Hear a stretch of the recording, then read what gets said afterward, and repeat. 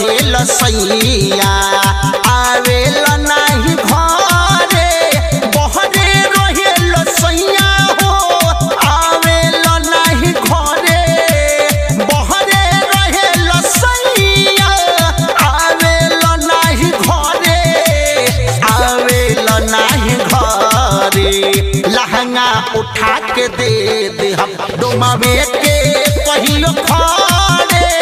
लहंगा उठा के दे हम डुमावे के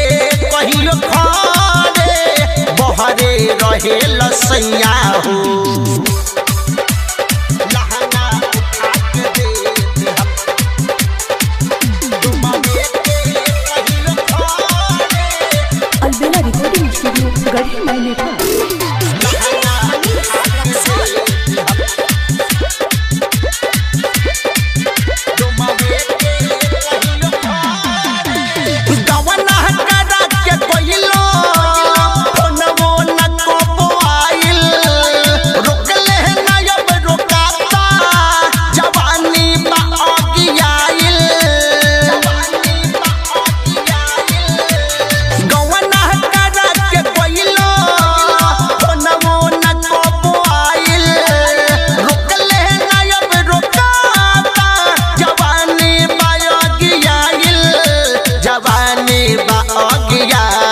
चैत के घाम जैसे जवानी आई जारे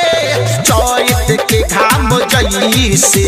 जवानी आई जारे लहंगा उठा के दे हम डुमावे के पहियो खड़े बहरे रहे लसैया हो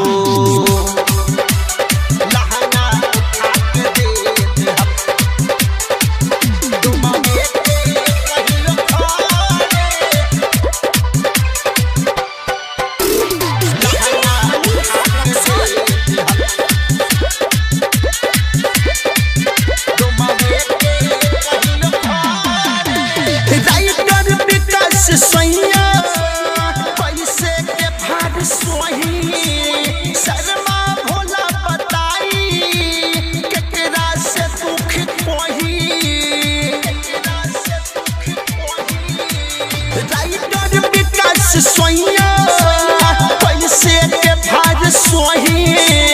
शर्मा भोला बताई केकरा से दुख कोही